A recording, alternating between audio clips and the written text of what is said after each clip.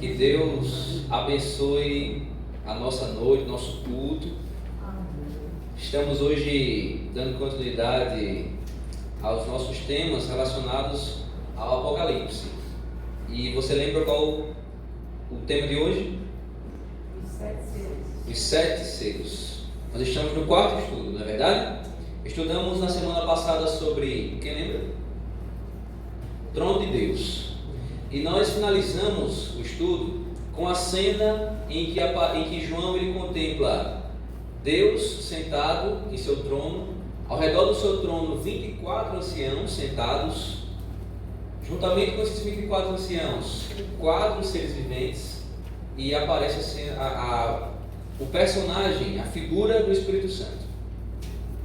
Estão sentados ali e eles percebem que existe na mão de Deus um livro, ou um rolo, enfim, e nele estão colocados 7 selos. E a cena continua, João vendo alguém chegando diante de Deus, pegando este livro, este rolo, e abrindo os selos.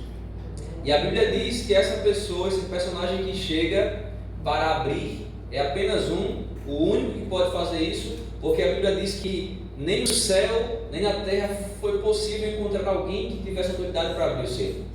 Mas é quando essa pessoa chega e consegue abrir. Essa pessoa é Cristo Jesus.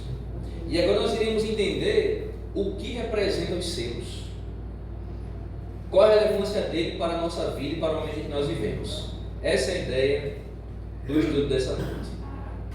Deixa eu ver se eu trouxe o passador. Está aqui no meu bolso. Deixa eu ver se está funcionando. Pronto, está aqui, ó. A cena que nós vimos no nosso último estudo, a cena final foi essa: trono de Deus. Deus ali sentado, na sua mão está o rolo com os 7 selos, os 24 anciãos sentados, e aí aparece também, interessante que a Bíblia menciona que os 24 anciãos, eles estão segurando o objeto em sua mão. Quem lembra? Quem lembra o objeto? Não lembram? Não. Nós vamos ver. Vamos fechar nossos olhos para iniciarmos o nosso estudo. Senhor nosso Deus, nós queremos te agradecer por estarmos aqui nesta noite reunidos para estudarmos mais uma passagem, mais alguns capítulos sobre o livro de Apocalipse. Pedimos, meu Deus, que nesse momento o Senhor nos conceda sabedoria.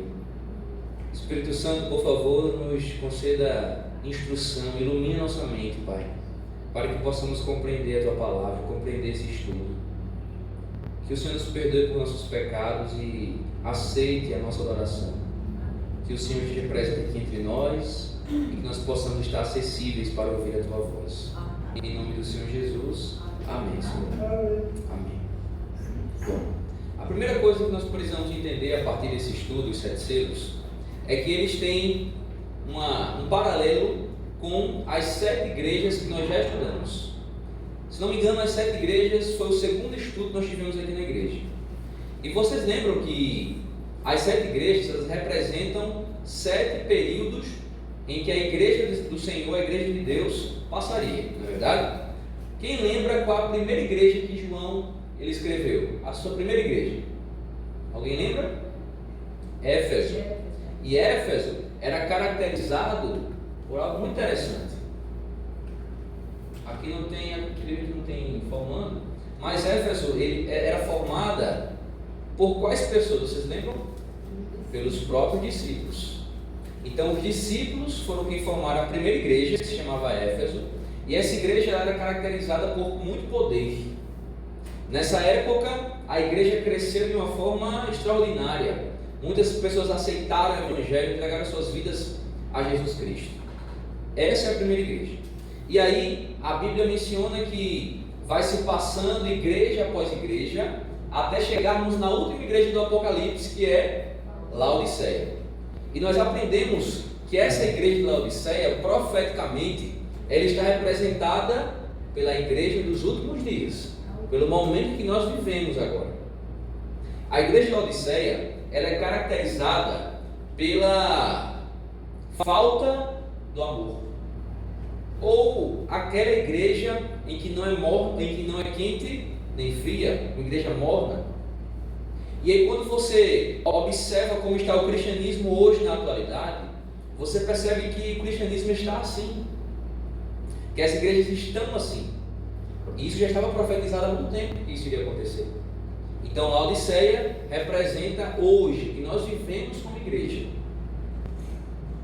É importante entender que as igrejas do Apocalipse representam períodos proféticos. E agora os 7 selos, da mesma forma, eles vão representar esses períodos da igreja. É um complemento das igrejas do Apocalipse. Então os selos, os 7 selos, eles são um complemento, um paralelo das 7 igrejas que nós já estudamos. Ok? Primeira coisa que precisamos entender é isso. Vamos lá. Apocalipse 5:1 então diz o seguinte: vi na mão direita daquele que estava sentado no trono um livro escrito por dentro e por fora, de todo selado com 7 selos. Os selos atuais são assim, não é isso? Acho que hoje, na verdade, nem se usa tanto, mas os mais modernos são assim. Porém, os selos de antigamente, eles precisavam ser quebrados. De argila. Isso, exatamente. E aí, para você ter a certeza de que ninguém abriu aquela carta, o selo precisa estar intacto. Se ele estivesse quebrado, significa que alguém já leu aquela carta antes de você, certo? Os selos que aparecem nesse livro, eles estão intactos, eles não foram ainda abertos. Significa então que naquele momento a primeira pessoa que iria abrir aqueles selos foi o indivíduo que pegou das mãos do próprio Deus. E nós já vimos aqui que essa pessoa que pega o livro nas mãos do próprio Deus é Cristo Jesus. Apocalipse apresenta um misterioso livro fechado com 7 selos. Apocalipse 5:2 diz: vi também um anjo forte que proclamava em grande voz: quem é digno de abrir o livro e de desatar os selos? E continua: ora, nem no céu, nem sobre a terra, nem debaixo da terra, ninguém podia abrir o livro, nem mesmo olhar para ele. E eu chorava muito. Quem chorava?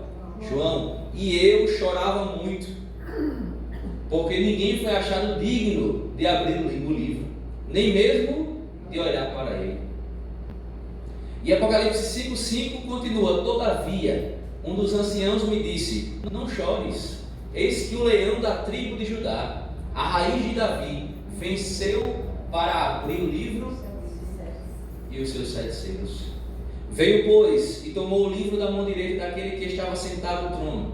E quando tomou o livro, os 4 seres viventes e os 24 anciãos prostraram-se diante do Cordeiro, tendo cada um deles uma harpa e taças. Então, a resposta da pergunta que eu fiz para vocês é essa.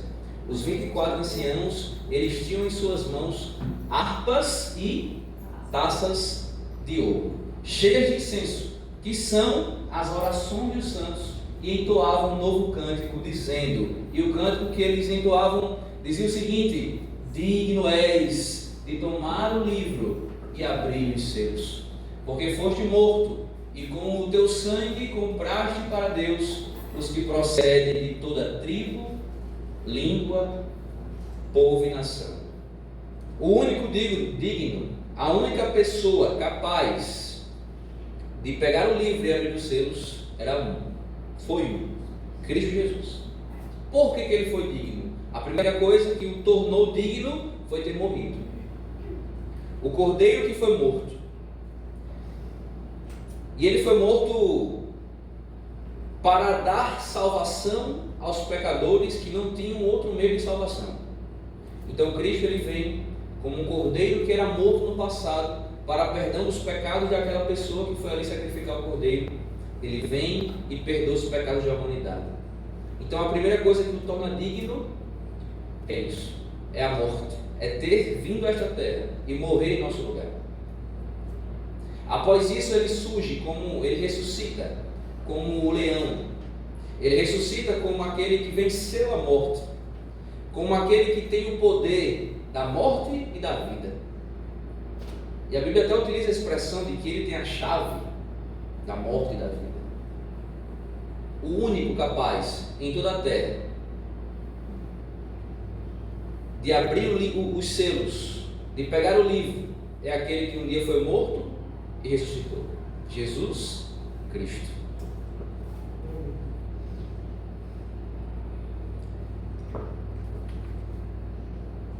O Cordeiro de Deus. O Cordeiro então ele abre o livro. E ao abrir o livro selado, nós vemos a primeira figura que aparece. Abra sua Bíblia em Apocalipse capítulo 6, verso 2.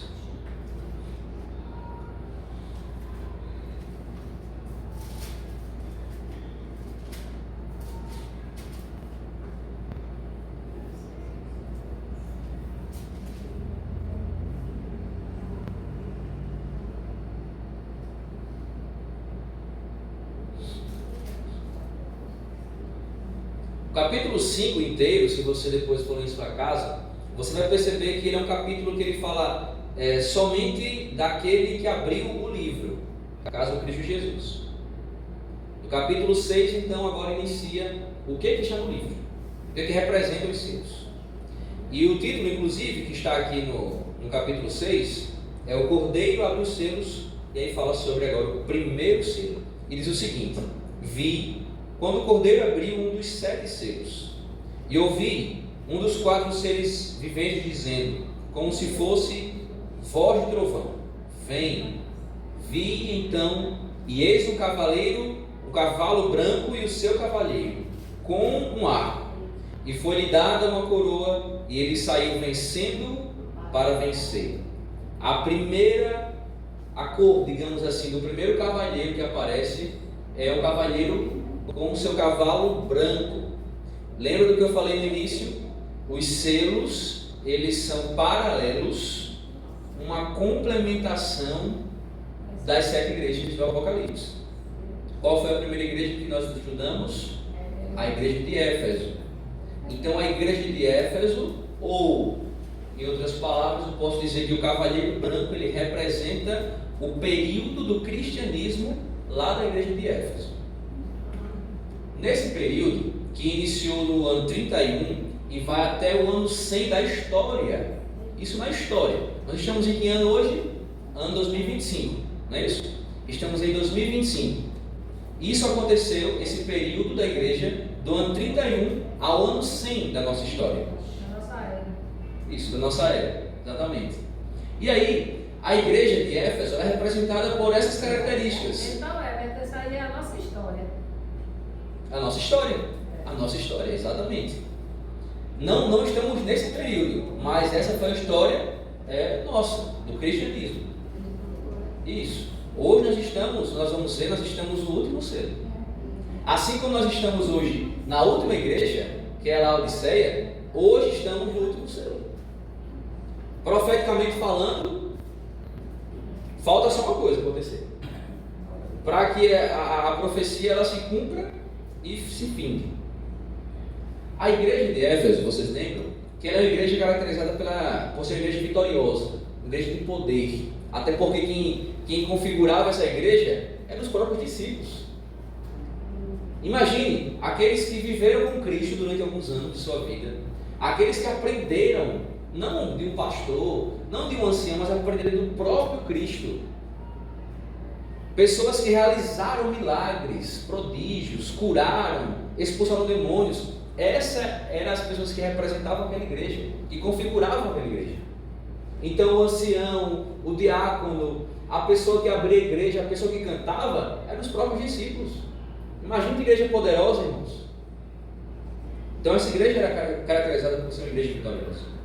Cerca de 6 milhões de cristãos entregaram as suas vidas a Deus, pureza, fidelidade à Bíblia, nesse período, entre 31 a 100 no caso, dos primeiros cristãos, em relação ao primeiro selo. Existe essa citação, a vinda do Consolador, na página 127, diz o seguinte: sem dinheiro, os crentes derrotavam o poderio das riquezas ao seu redor. Sem escolas, eles confundiam os letrados. Sem poder político ou social, mostravam-se mais fortes que os do Sinédrio. Não tendo um sacerdócio, desafiavam os sacerdotes e o templo. Sem um soldado sequer, eram mais poderosos do que as legiões romanas. E foi assim que eles fincaram a cruz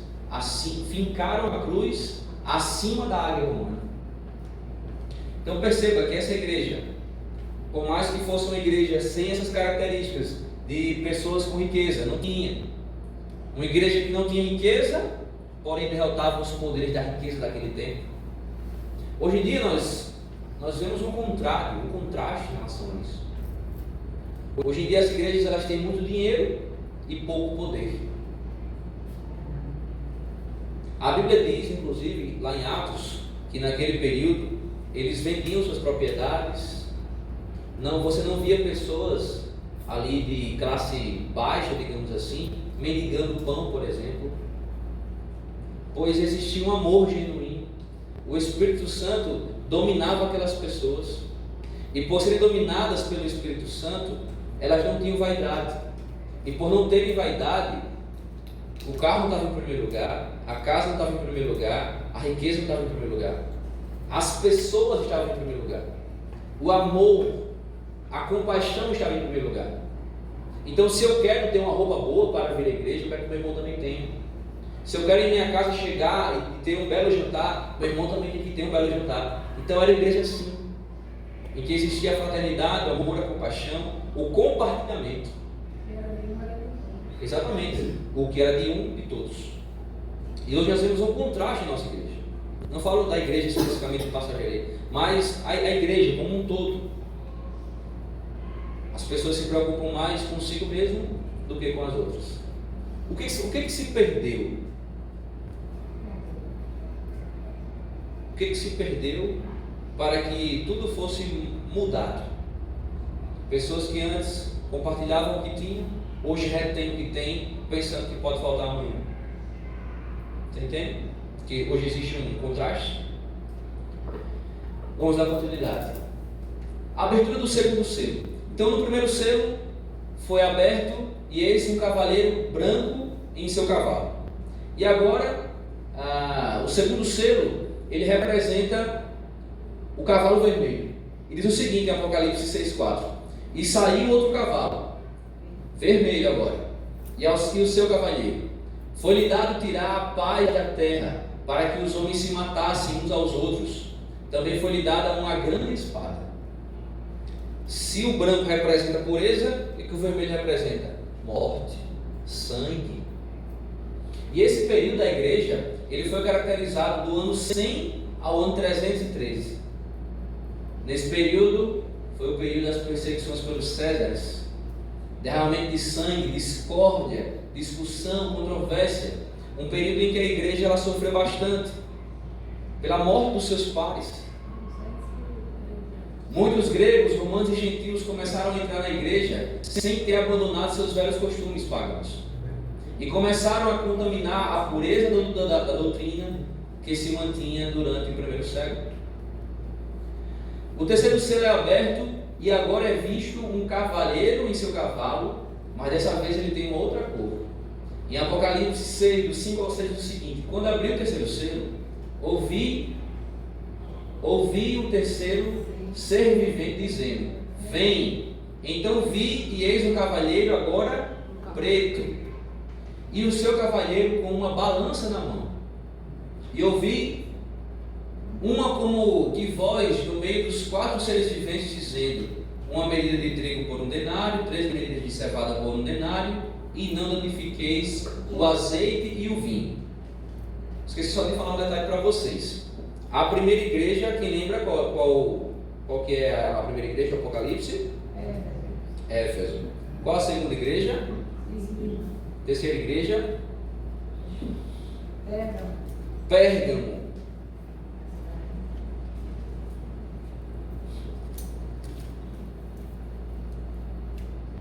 Inclusive eu anotei aqui, o trigo é simbolizado, ou é um símbolo do evangelho puro da palavra de Deus e do povo de Deus.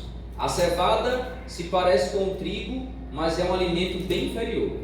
Nos tempos de Roma, servia para alimentar os pobres, ao passo que o trigo era o alimento dos nobres. A cevada, que ela representa, ela parece ser o trigo, mas não é trigo, é como se fosse uma doutrina parecida, mas ela é falsa, certo? E é representada justamente por esse período. Corrupção da fé. Inicia no ano 313 até o 538. Nessa época, os bispos eles começam a dominar. E aí acontece no ano 313 o Edito de Milão. Depois disso, no ano 321, o decreto para a adoração do domingo, o concílio de Laodiceia, que eles impõem a guarda do domingo. Vocês lembram nessa época quem que, digamos, estava no poder? Quem foi que se converteu, foi batizado na Igreja Católica? Constantino. Constantino ele era adorador do sol. Então ele era um pagão. Ele não adorava o Deus verdadeiro que nós adoramos. Não adorava Jeová.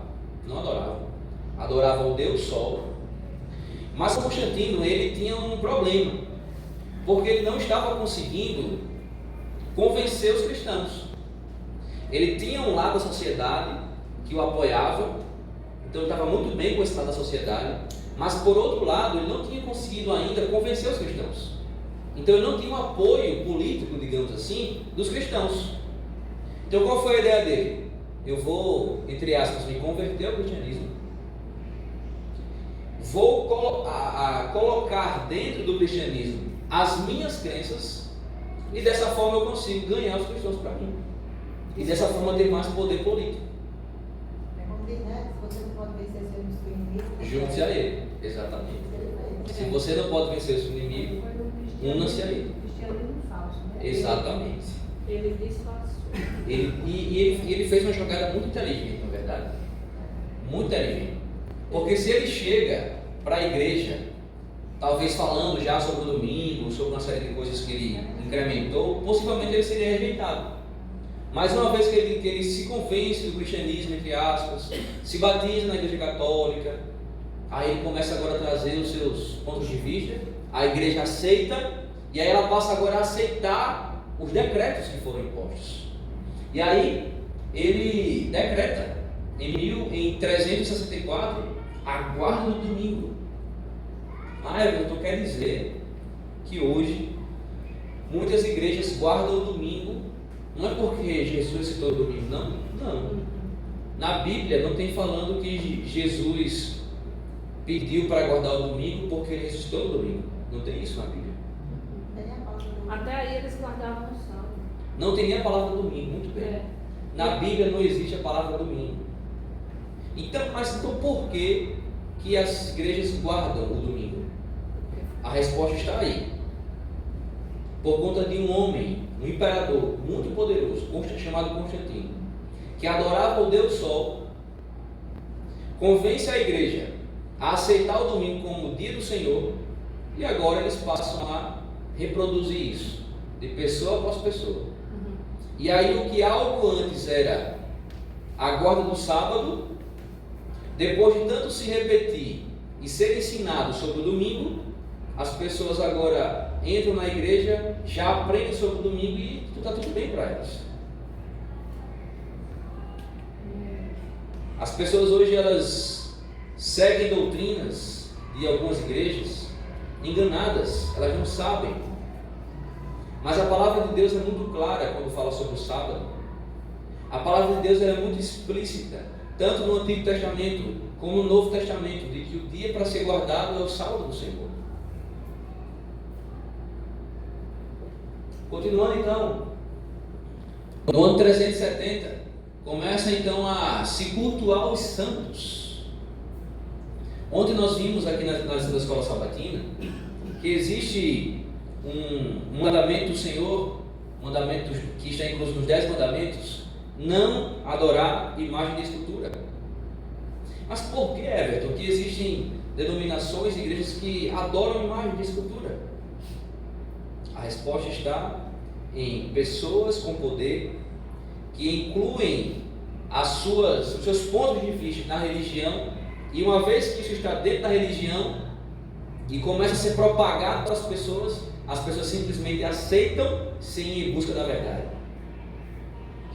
Muitas pessoas, irmãos, acreditem, elas estão hoje vivendo um engano. Elas nunca pararam para estudar. Elas simplesmente reproduzem o que ouvem. É um erro você reproduzir aquilo que você ouve.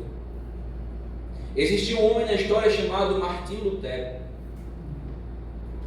que ele um dia parou e foi estudar a Bíblia. E ele pegou a Bíblia. E quando ele pegou a Bíblia, ele viu que o que a igreja estava fazendo é totalmente equivocado. Que ninguém tinha poder de pagar para comprar um espaço no céu, por exemplo. Ou que se eu pagasse e uma pessoa orasse, o meu parente que morreu seria salvo. As indulgências. Quando ele lê na Bíblia, ele percebe que o único que pode perdoar pecados e salvar é Cristo Jesus, o que ele faz? Ele escreve, se não me engano, são 95, 97, 95 teses, se não me engano, e ele coloca na porta da igreja. E ao colocar na porta da igreja, aqueles cristãos que antes não tinham acesso à Bíblia, eles agora começam a ler o que Lutero colocou ali na porta da igreja, e eles agora se convencem de que de fato o que eles estão vivendo é um erro, de que eles estão pagando para a igreja algo, uma mentira, que ninguém pode comprar a salvação de ninguém, irmãos, a salvação individual. Então eu repito, hoje existem pessoas que estão vivendo uma mentira. Por qual razão? Simplesmente pelo fato de não irem procurar a verdade. Pessoas que se acostumam apenas com o que os outros falam. Por isso que nós temos esses domingos aqui na igreja, para a gente estudar o que está na Bíblia.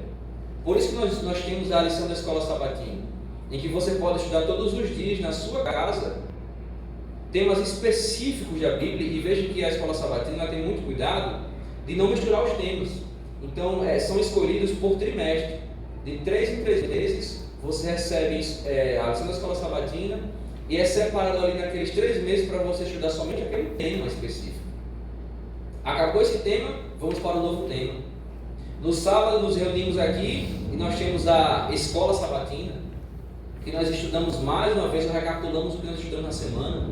Então perceba, você precisa sempre ir em busca daquilo que te liberte, daquilo que te mostre a verdade, para que você não viva um engano. Amém? Vamos dar continuidade então. A abertura do 4º selo está em Apocalipse 6:8, que diz o seguinte: e olhei e eis um cavalo, amarelo agora, e o seu cavalo sendo este chamado Morte, e o inferno estava seguindo, e foi-lhes dada autoridade sobre a 4ª parte da terra, para matar a espada pela fome, com a mortandade e por meio das pedras da terra. Esse cavalo amarelo, ele é representado pela 4ª igreja. Quem lembra qual é a quarta igreja? Tiatira, não é verdade?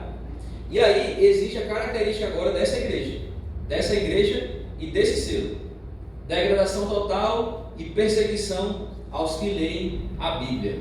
Esse período ele iniciou no ano 538 e ele vai até o ano 1517. Aí acontece no ano 998 da história, institui-se o dia dos mortos. Depois é instituída a Inquisição. 1190 começa a venda das indulgências, aquele que eu estava falando para vocês, que o que é indulgência, vocês lembram? Comprar perdão. De vivos e mortos. Então, perdi meu tio. Meu tio morreu. Não sei se ele vai ser salvo, se ele vai ser perdido. Aí o que a igreja ensinava? Você vem aqui na igreja, você compra como se fosse um ticket, um passe. Um terreno lá no céu. Ele vale tal valor. Aí ele lá pagava para a igreja, e a igreja vai dizer assim: pronto, agora seu tio vai entrar na eternidade, está salvo. Você comprou a salvação dele. Indulgência. Depois você pesquisa isso. Isso aqui não é mentira, não. Você pesquisa, isso aconteceu na história. Seria bom a gente assistir o filme. Sim, tem o filme, né, de Lutero. Gente, isso aconteceu. Isso é real, não é É brincadeira. real. Depois que chega em casa, você bota assim no Google, ó. Você bota até no YouTube lá, você grava aqui um áudio, você bota assim, ó. Indulgências, não. Venda de indulgências. Você vai ver os historiadores falando sobre isso. Isso aconteceu, irmãos. Isso é real. Por mais que seja algo surreal, por mais que seja algo assim, meu Deus, como que pode acontecer isso? Aconteceu. E que era através de uma igreja, né? De uma igreja, exatamente. E não é só uma igreja, uma grande igreja, que tem uma relevância enorme no mundo até hoje. Né? Mas a televisão já diz, pastores na televisão diz, se você quiser tirar os seus pecados, vem aqui à frente, para você chegar em casa sem pecado. E vai muitos. Aí eu não sei como é que uma pessoa, um ser humano, tira os pecados de outra pessoa. Pois é. E é na televisão, para o mundo inteiro ver. Pois é.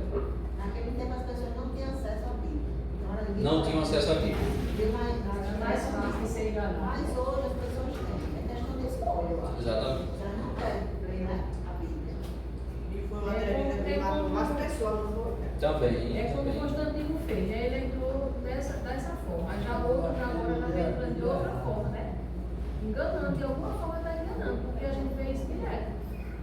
Se comprar. Hoje ainda é assim. Vem um lencinho, vem umas garrafinhas. A água. Vem um negocinho lá. Então vocês estão na mesma linha de raciocínio que minha.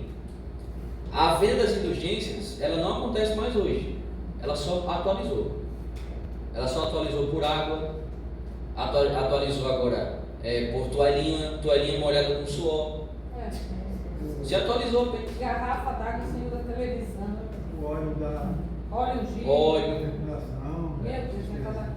Então nós precisamos, irmãos, sempre respeitar. Eu respeito todo mundo. Se você quer comprar a garrafinha, toalha molhada de suor, fique à vontade. Nós temos que respeitar. Temos que respeitar essas pessoas que têm esse tipo de fé, esse tipo de pensamento. Mas uma coisa que nós também temos que ter é responsabilidade de que se tivermos a oportunidade de conversar com essa pessoa, falar. Não falar para criticar, para julgar, mas falar com uma forma de amor. Talvez um convite de estudar a Bíblia. Aí eu cheguei na casa de uma pessoa, que ela estava com um copo de água em cima assim, perto da TV. Aí perguntou a minha senhora, e eu não pegava dela. Nunca mais eu fui, eles são da Assembleia de Deus. Aí ela perguntou a mim o que eu achava, porque ela tem uma doença crônica. Ela tomar aquela água que ela viu o povo fazendo e era curada. Aí eu disse, sim, vai fazer mesmo você, porque água vai lhe hidratar. Agora ela não vai servir para mais nada, a não ser hidratar o seu corpo. Aí ela disse, e é assim que a irmã crê, eu digo, porque essa água aí não vai ter efeito nenhum e lhe curar, não. Agora a sua fé, quem sabe, não vai exercer a mesma coisa Exato. que esse outro povo aí. Exatamente. Agora quem é os próprios pregadores que está na Vê se televisão sai, não. e diz. Mas a Bíblia diz, né? A Bíblia diz que esses falsos pastores, eles vão ser destruídos. Tá? Eu até penso Eles assim, vão ser irmãos. destruídos pelos próprios rebanho deles. Fiéis, né? Fiéis. Eu até penso assim, irmãos, que essas pessoas, que Deus tem tanta misericórdia, que Ele até cura essas pessoas, sabe?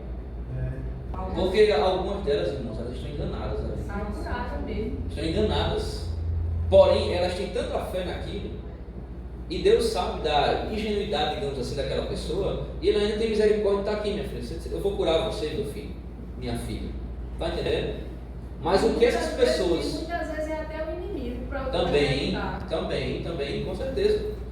E a grande responsabilidade foi o que temos acabou de falar ali. Não é sobre as pessoas que estão... Claro, que quem está ouvindo também tem a sua responsabilidade de pesquisar, de estudar, beleza. Mas tem pessoas que são tão limitadas que até essa busca por um conhecimento é difícil. Então a responsabilidade é de quem está ali pregando, é de quem está ali ensinando, quem está de forma errada. Ele que vai, digamos que, recair sobre aquela pessoa, o sangue daquela pessoa. Hoje não. Hoje eu vou falar. Não, tio, eu estava lembrando aqui, tem uma parte que os discípulos eles vão reclamar para Jesus, que ele vai dizer assim que tinha um grupo, tem um grupo aí que está expulsando o demônio e pregando no teu nome. Não sei se tu lembra dessa parte. E aí Jesus diz assim, importa que o nome de Deus seja propagado. Então, tipo assim, não esquenta com eles, desde que o nome de Cristo seja propagado. Então, às vezes a pessoa pode até estar levando de forma errônea, que a gente falou, né? A responsabilidade é dos líderes, né? Dos líderes eclesiásticos. Mas geralmente, na maioria dos casos, as pessoas que são curadas, isso aí geralmente é a fé da própria pessoa que cura ela. Né? Exatamente. Porque a gente vai ver naquele dia, então não profetizamos, expulsamos demônio, mas, né, mas só que foi a fé das outras pessoas que eles exploraram a fé daquelas outras pessoas e a fé daquelas pessoas que curaram ela. Não foi, na verdade, o poder daquele cara ali que se diz o bambambam do negócio. Exatamente, eu também penso assim, Paulo. Exatamente. Hoje o estudo é muito bom, né? A igreja está participando, é isso aí, isso aí. Bom, então, já falamos sobre as indulgências. Nesse período também do quarto selo acontece é instituída a confissão auricular, proibida a leitura da Bíblia e no Concílio de Trento tradição colocada acima da Bíblia. E hoje ainda acontece assim. Algumas tradições elas são colocadas acima da Bíblia. Por que tal igreja faz isso? Está na Bíblia? Não está na Bíblia. Foram simplesmente homens que colocaram ali os seus pontos de vista. E essas tradições ou culturas, até hoje, elas estão em maior vigor do que a própria palavra de Deus, entende? Porque nas escolas se fala em coelho que bota ovo de chocolate e não fala da verdadeira Páscoa. Exatamente. São essas mini tradições que entraram. Natal, né? Papai Noel. Exatamente. Então, isso. Eu sou totalmente contra, mas eu sou uma gotinha no oceano. Pois é, meus irmãos, exatamente. Vocês estão no caminho. A abertura do quinto selo, então. O quinto selo é representado por qual igreja? Quem lembra? Sardes. Apocalipse 6:9 diz: quando ele abriu o quinto selo, vi debaixo do altar as almas daqueles que tinham sido mortos por causa da palavra de Deus e por causa do testemunho que sustentavam. E esse quinto selo, Milena não está passando não. Dá um clique para o lado. Ou clica com o mouse em cima da telinha, só dá um clique. Pronto. Então, a cada um deles foi dada uma vestidura branca. Eles disseram que repousassem ainda por pouco tempo, até que também se completasse o número dos seus conservos e seus irmãos que iam ser mortos, como igualmente eles foram. Dá uma passadinha, por favor. E aí acontece, no período de 1517 até 1798, os santos debaixo do altar. João vê as almas de santos mártires no altar, requisitando a Deus vingança pelo seu sangue derramado. Passa aí, por gentileza. Dá um clique na tela, mas fica melhor passar. Só um clique na tela com o mouse. Está passando, volta, por favor.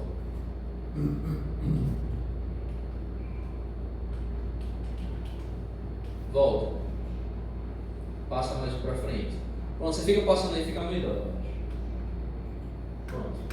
Ok, altar do holocausto. Também o sacerdote porá daquele sangue sobre as portas do altar, sobre as pontas do altar do incenso, perante o Senhor que está na tenda da congregação.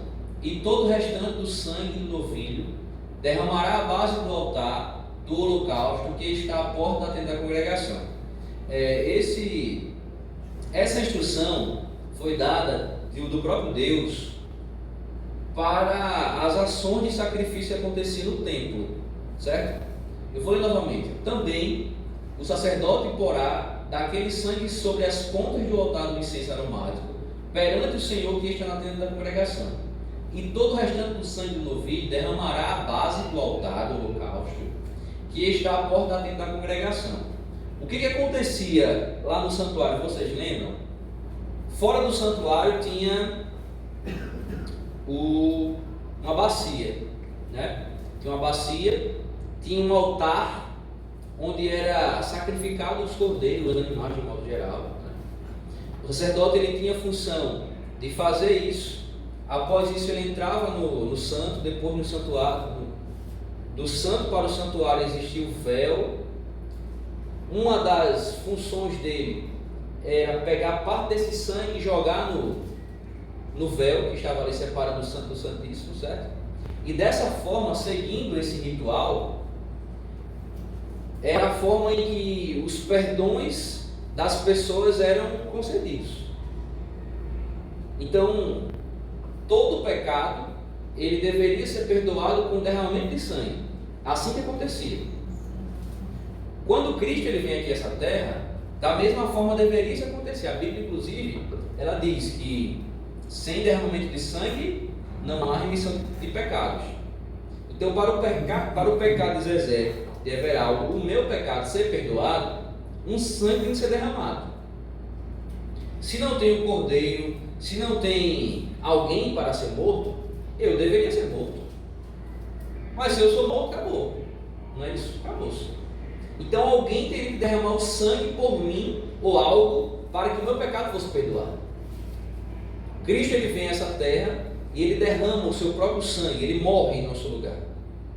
E quando ele morre em nosso lugar, todo pecado de qualquer pessoa, desde aquelas que estavam vivas ou aquelas que vieram nascer depois da sua morte, tem o seu pecado perdoado pelo sangue de Cristo Jesus.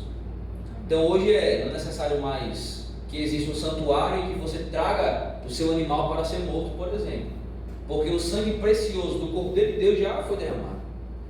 Então saiba que se você hoje carrega contigo um peso, uma culpa, em que você não consegue largar isso de ti, saiba que você não precisa mais carregar essa culpa. Aquilo que hoje tem causado dor emocional, qualquer tipo de dor que tem causado tirar a tua paz por algum erro que você cometeu no passado, saiba que você precisa também se perdoar, meu irmão.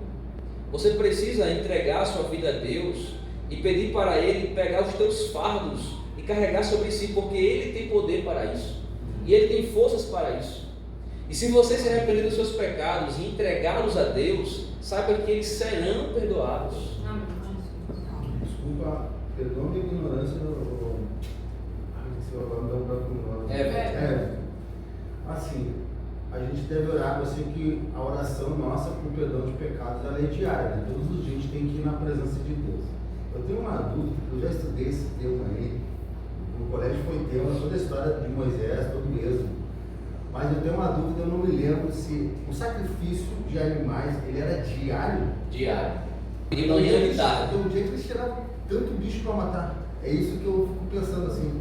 E porque era um sacrifício, era uma ovelha por família ou era uma ovelha por pessoa? Como é que funcionava?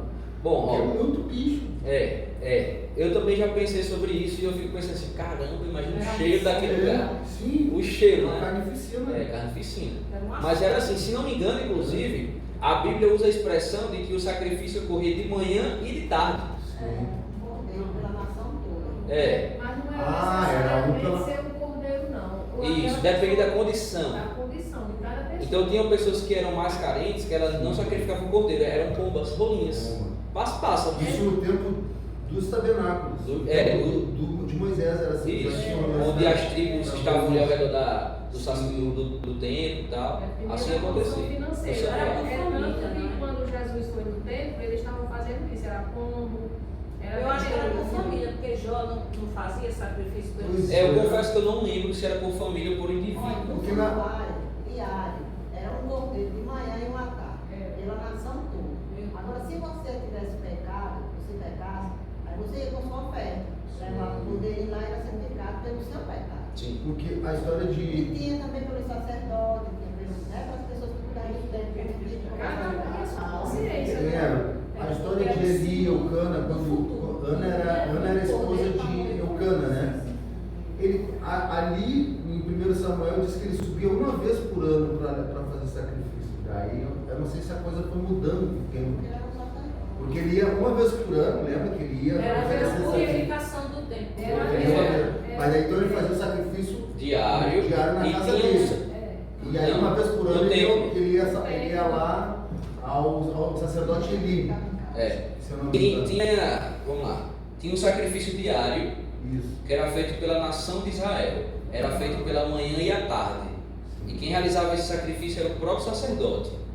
Mas também tinha um sacrifício, ou digamos assim, um encontro, uma ocasião que acontecia anualmente. Yom Kippur. Isso. Exatamente, que era o dia da expiação, em que o sacerdote, ele era o único dia que ele entrava lá no Santíssimo, por exemplo. Ele entrava no Santíssimo e nesse dia aparecia em cima da tampa o Shekinah, que o Shekinah representava a própria presença de Deus no meio da nação de Israel, entende? Que o povo ficava lá fora esperando a fumacinha subir para saber se o sacrifício tinha sido aceito. Isso. E nem o pessoal esperando Aí ele a fumaça do sacrificava papel. dois poderes de ano em ano. Era um para Deus e o outro para Satanás. O outro ficava no deserto. Mas Estava Azazel. lançado. Azazel. Mas essa era por ano. Sim. Mas existia o sacrifício diário. Sim. Era para limpar os pecados que tinha acumulado no ano todo, né? Aí eles faziam esse sacrifício para limpar o santuário. E o pecado diário era assim, eu pequei. Eu sei que eu pequei. Aí, como eu sei que eu pequei e só era perdoada com sacrifício, aí eu não tinha condição, eu comprava uma pombinha, ou se eu tinha, não sei, ou comprava se não tinha, e levava e sacrificava pelo meu pecado. Cada um tinha que sacrificar pelo seu pecado. Naquela época, Paulo, o sacrifício de animais, ele era aceito por Deus, era uma orientação de Deus, inclusive, mas também, além de servir como perdão dos meus pecados, também servia como uma forma de gratidão, por exemplo. Se você quisesse adorar a Deus ou prestar um culto a Ele, geralmente as pessoas faziam sacrifícios também. Agora você já pensou, aí todo mundo sabe, se fosse hoje, se eu pecasse e fosse fazer, a igreja toda tinha que ser, a igreja toda ia saber, ela cometeu pecado. Não é não? Mas a carne não era desperdiçada, né? Não era desperdiçada. Tinha churrasco todo Mas dia. não eram as pessoas que comiam, não. Era assim. Tinha um churrasco todo dia, porque não era desperdiçado todo Nem dia. poderia, na verdade, nem poderia fazer Por isso. isso que o filho dele morreu, né? Porque eles pegaram lá no sacrifício. Exatamente. Bom, vamos avançar. Mas muito obrigado, Paulo, pelas suas palavras. Melina já passou ali. No altar de bronze do santuário se oferecia o sacrifício. Volta só um pouquinho, por favor. Volta aí, por favor. Um slide. Já li isso aí, né? Pronto, pode passar. No altar de bronze do santuário se oferecia o sacrifício de animais. O sacrifício era queimado e o sangue era derramado na base do altar. Pode passar. O sangue dos mártires clamavam simbolicamente a Deus. Gênesis 4,10 diz: assim como fez o sangue de Abel, que foi morto por seu irmão Caim. Avança. Vou avançar um pouquinho mais. As vestiduras brancas simbolizavam a dignidade que a justiça de Cristo lhes atribui. Isso foi o que nós lemos em Apocalipse 6, do quinto selo, não é isso? Quinto selo. Embora tenham ganho a vitória em Cristo, deveriam descansar na tumba um pouco de tempo até que Jesus venha e lhes dê a recompensa. Pode avançar? Pronto, tá bom. Chegamos no sexto selo, a abertura do sexto selo. Quem lembra qual é a sexta igreja do Apocalipse? Filadélfia. Apocalipse 6, 12, 3 diz o seguinte: vi quando o cordeiro abriu o sexto selo, e sobreveio grande terremoto. O sol se tornou negro como saco de crina, a lua toda como sangue, as estrelas do céu caíram pela terra como a figueira, quando abalada por vento forte deixa cair os seus figos verdes. Alguém lembra que tem um relato bem parecido com esse aí em Mateus? Passa aí, Milena, por favor. Mateus 24, 29 diz o seguinte: logo em seguida, a tribulação daqueles dias, o sol escurecerá. Quem foi que escreveu isso? Quem foi que disse isso? Jesus. Cristo Jesus. Em qual momento ele está dizendo isso? Abra sua Bíblia, por favor, em Mateus 24, 29. Mateus 24, 29.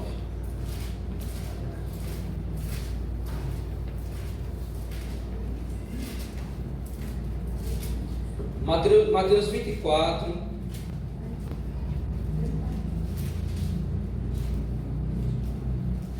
está falando sobre o sermão profético. E o título na realidade é A Vinda do Filho do Homem. Quem está dizendo isso aqui é o próprio Cristo Jesus, certo?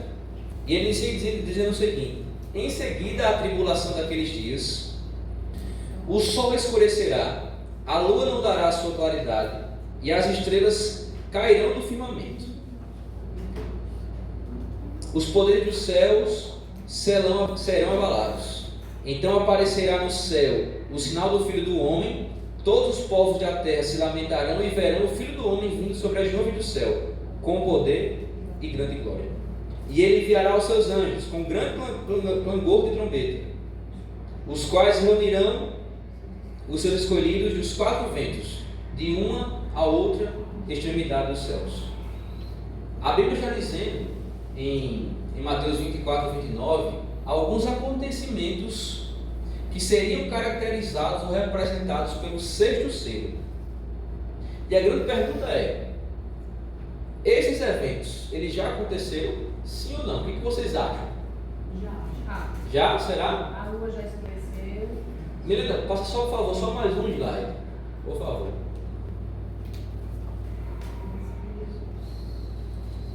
Passa mais um. Para por aí.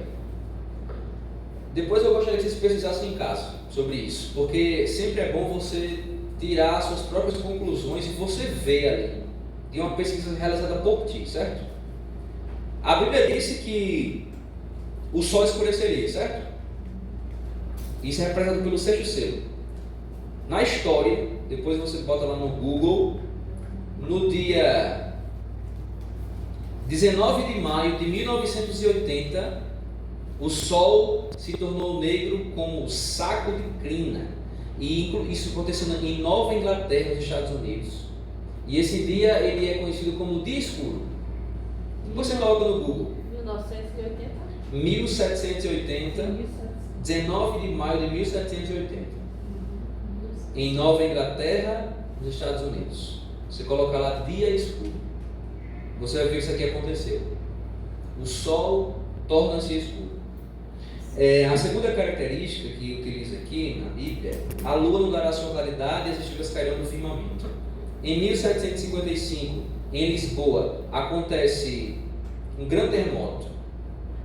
Isso aconteceu no dia 1º de novembro de 1755, um grande terremoto que abalou a cidade de Lisboa. A lua se tornou sangue na Nova Inglaterra, nos Estados Unidos. Já li para vocês, né? Desculpa, 19 de maio de 1780. E no ano 1833, 13 de novembro, depois pesquisa, 13 de novembro de 1833, na costa leste dos Estados Unidos, acontece o primeiro registro das estrelas que caíram do céu. Isso é interessante, né, Márcio? E a gente nem estava lá. Não. Às vezes nós pensamos assim que as coisas têm que acontecer aqui, né? Para eu acreditar aqui. Você precisa perceber o que está acontecendo no mundo inteiro, Porque a volta de Jesus Cristo e os sinais de sua volta não será para Parnamirim, por exemplo. Será para o mundo inteiro. Quando a gente começa a falar, pensa que é só pra gente.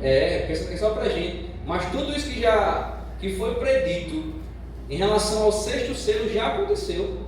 A queda das estrelas, a lua que se torna sangue, um grande terremoto, tudo isso já aconteceu. Certo?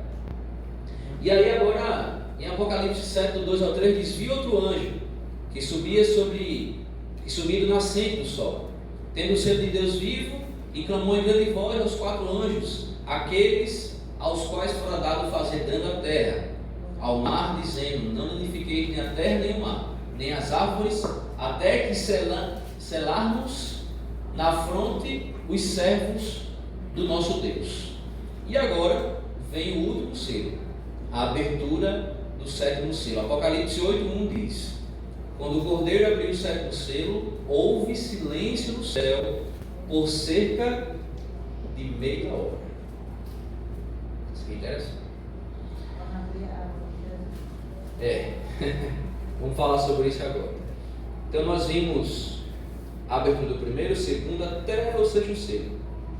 E nós vimos que, de acordo com os períodos proféticos, esses períodos eles batem exatamente com as 7 igrejas do Apocalipse que nós estudamos já. Terminou-se então a abertura do sexto selo, representando a queda das estrelas, o escurecimento do sol e etc. E agora nós vamos para o sétimo selo. Quando o sétimo selo é aberto nos céus, João está contemplando e ele percebe que, na sua visão profética, quando Jesus Cristo ele abre o sétimo selo, acontece isso aqui, ó. Houve silêncio no céu por cerca de meia hora. E o que significa? O que significa isso? Por que houve silêncio no céu por cerca de meia hora? Vamos avançar aqui. Isso aqui vocês precisam prestar um pouquinho de atenção, certo? Mateus 25, 31. Preste muita atenção aqui, ó. Quando vier o Filho do Homem, na sua majestade, e todos os anjos com ele, então se assentará no trono da sua glória. Vamos voltar aqui, certo? Quando vier o Filho do Homem, quando Cristo voltar, quando ele vier, o que vai acontecer? Todos os anjos vão vir com ele. Espera aí, então vai ficar alguém no céu? Não. Sim ou não? Ninguém está no céu.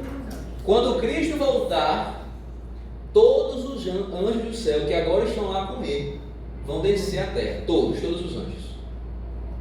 Se não tem ninguém no céu, o céu está silêncio, né? Não tem barulho no céu, não tem som, não tem harpa tocando. O céu está em silêncio. Ok. Entendam isso. E agora vamos compreender por que é meia hora. Por que a Bíblia diz que é meia hora de silêncio no céu? Em Números 14, 34, vai nos ensinar o que significa essa representação de dia-ano. Nós sabemos que um dia na Bíblia, ele é representado por quanto tempo? Um ano. Então, quando você lê lá um dia, representa um ano. Em Números 14, 34, diz o seguinte: se você quiser acompanhar na sua Bíblia, fica à vontade, mas se também quiser olhar aqui no slide, dá certo também. Segundo o número dos dias em que espiaste a terra, 40 dias, cada dia representando um ano. Isso está na Bíblia, você pode ver. Levarei sobre vós as vossas iniquidades 40 anos e tereis experiência do meu desagrado. Então a Bíblia está dizendo que cada dia representa um ano. A Bíblia diz isso. Beleza. Cada dia profético então equivale a um ano literal. Perfeito? E nós vimos então aqui, ó, pronto. Agora chegamos onde eu queria chegar. Se um dia representa um ano, 24 horas representaria aproximadamente 12 meses. Ficou claro? Não, ficou difícil? Ficou, não, tá bom. Tá tranquilo? Vamos lá. Só do ano. Se um dia representa um ano, quantas horas tem um dia? 24. 24 horas. Então 24 horas representa quantos meses? 12, que é um ano. Perfeito? O dia tem 24 horas, representa então 12 meses, um ano. E metade de um dia tem quantas horas? 6 meses. 12 horas.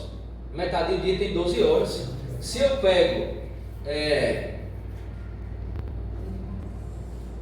pego 12 meses e tiro metade dele, vai ficar 6 meses. Certo? Então, voltando lá, 24 horas representa 12 meses ou um ano. 12 horas representam 6 meses. 6 horas representariam 3 meses, certo? 2 horas, 1 mês, 1 hora, 2 semanas e 30 minutos, uma semana. 7 dias. 7 dias literais. O que significa isso? Quando João ele olha essa cena profética, ele observa que o céu está em silêncio durante meia hora, que nós entendemos agora que representam 7 dias ou uma semana, significa o tempo que levará entre a volta de Jesus e o seu retorno para os céus. Então, quanto tempo nós passaremos, digamos assim, nesse processo de salvação ou de retorno para as nações celestiais? Eu já li isso aí, eu não sei o que foi, eu queria pegar essa dúvida, eu vou tirar agora. Porque diz Se eu souber responder. nenhum cristão entra no céu sem guardar o sábado. E disse que nesse período, nesse percurso que vai fazer uma semana, vai ter uma parada para todos os guardados de entrar no céu. Eu não sei onde eu li, mas aí você dizendo isso eu lembrei. Interessante. Já viu isso, Lúcia? Já, agora eu não sei o quê. Eu também não sei, mas é interessante. Bem assim. Poxa, legal. Ninguém- Podemos até ninguém pesquisar sobre entra- isso, né? Depois, para ver quem foi que ninguém citou entra no essa. céu, bem assim, ninguém entra no céu sem guardar o sábado. Aí você lembrou agora dessa semana, dessa caminhada, é uma caminhada. Andando É uma por caminhada. todos os lugares que existem antes do céu. Aí ninguém entra lá e vai tirar um dia, parar, para todos guardar o Para sábado. todos guardarem o sábado. Muito interessante. E faz sentido, porque Faz total a sentido. palavra diz que lá no céu, de sábado em sábado, toda a carne virá, o Aí sábado você ele é eterno. disse isso, Né? deu certinho pro pensamento que eu tinha. Parar no planeta. Se vai ser bom, Vai estar na viagem. Mas não é interessante essa visão? É muito interessante. Rapaz, eu fico pensando assim.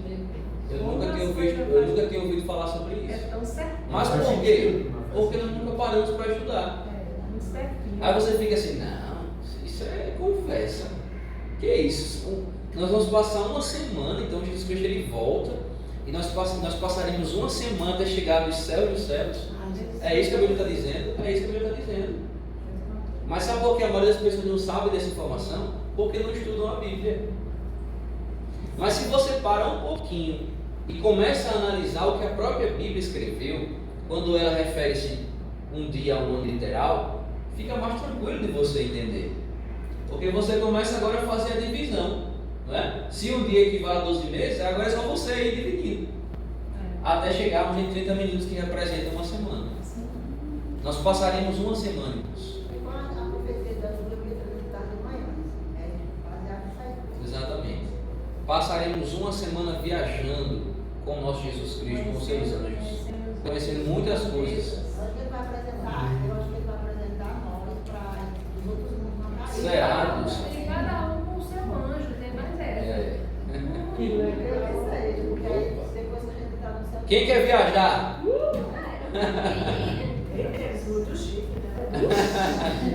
Internacional. Glória a Deus, né? Glória a Deus. Que isso se cumpra na minha vida e na sua vida, em nome de Jesus. Amém, Jesus. Uma coisa boa da gente imaginar também, que uma vez pregaram aqui, é você imaginar toda essa parte azul do céu vai ser tudo branco de anjo. Tenta imaginar? Porque todos os anjos estarão. Todos. Todos. Você olha para o céu, só vai ter anjo. O som de trombetas, imagina. Não vai ter número, vai ter A som. gente tem uma visão limitada, porque A gente não consegue. a gente se remete aos quadros que estão pintados, que a gente via desde pequenininho. Né? Que é só uma questão de vai ser mais- vai se assustar. Milhares e milhares de anjos. brilho. A Bíblia ela utiliza a expressão miríades e miríades de anjos. Que miríades? Rapaz, não tem um número exato para isso. Tem Um não. número infinito. Infindável, é. Incontável. Que Incontável. nem tentar contar as estrelas. É isso, é como a areia do mar, por É uma exemplo. coisa, né? Milhares de anjos, Não tem como contar. choveu. Milhares é pouquíssimo. Vai ser bênção. Eu quero estar lá para ver isso. Ah, meu Deus. O grande dia da volta de Jesus se aproxima, irmãos. Essa imagem que ela representa muito bem como estamos próximos da volta de Jesus Cristo. Na ampulheta do tempo, faltam apenas poucos grãos de areia para que a profecia se cumpra e para que o nosso tão sonhado lar ele seja aberto diante dos nossos olhos. Amém. E aí eu trago aquela reflexão que eu sempre trago. Sabe a paz que você tanto procura?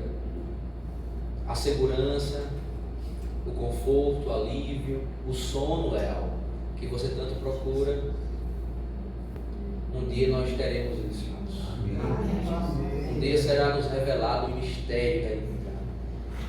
Um dia será aberto para diante de nós os nossos olhos e nós veremos diante de nós o nosso Deus.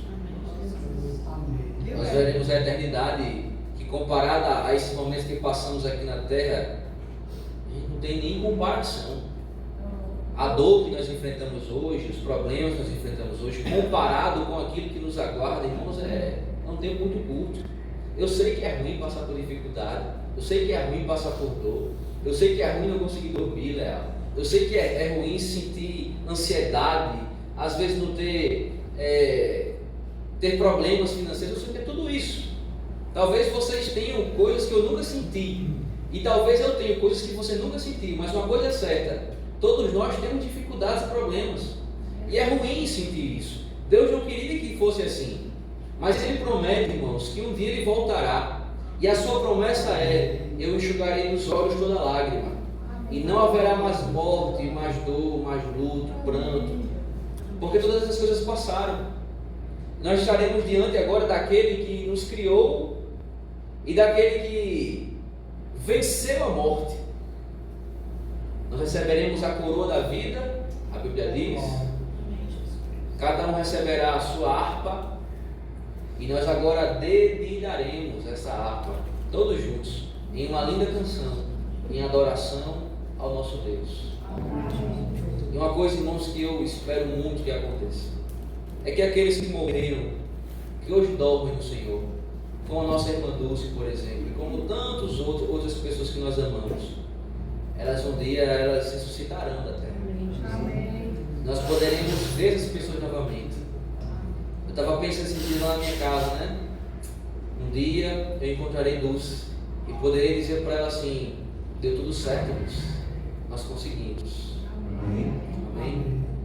E eu sei que se ela estivesse aqui, ela iria continuar ajudando essa igreja a crescer, a avançar, continuaria auxiliando todos nós como ela sempre auxiliava, com o seu carinho, com os seus almoços, com o seu sorriso, com a sua alegria, mesmo em meio à dor.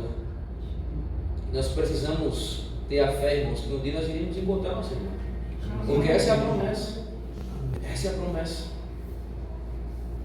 Falta pouco para isso acontecer. Os acontecimentos estão aí mostrando que não tem muito tempo mais. E a minha oração, quase que diária, ao Senhor é: Senhor, volta logo, Pai. Jesus, volta, porque não faz mais sentido estar aqui nessa terra. Que em nome de Jesus essa seja a minha oração e a sua oração. Que nós possamos estar preparados para encontrarmos com o nosso Deus. Amém? Amém. Nós um dia poderemos ver essa cena, Paulo. Você já vai falando dos quadros. Essa é uma das cenas mais emblemáticas que existe. Mas agora eu quero que você imagine muito mais anjos aqui, ó. Muito mais anjos. Anjos e trombetas tocando. E aquele alto som ressoando por todo o planeta, irmãos. É por isso que a palavra fala: que olho não viu, nem ouvido ouviu. É o que Deus tem falado. A nossa mente limitada consegue se limitar a um quadro, a uma imagem dessa daí. Não consegue ter uma expansão do que realmente é. Amém? Amém. É isso. Nós iremos. Bom, eu estava pensando em uma música que pudesse se encaixar, mas Eu já sonhei com a vinda de Cristo. Era 4 anos que eu era adventista na igreja de Roda dos Ventos, e cantava essa paisagem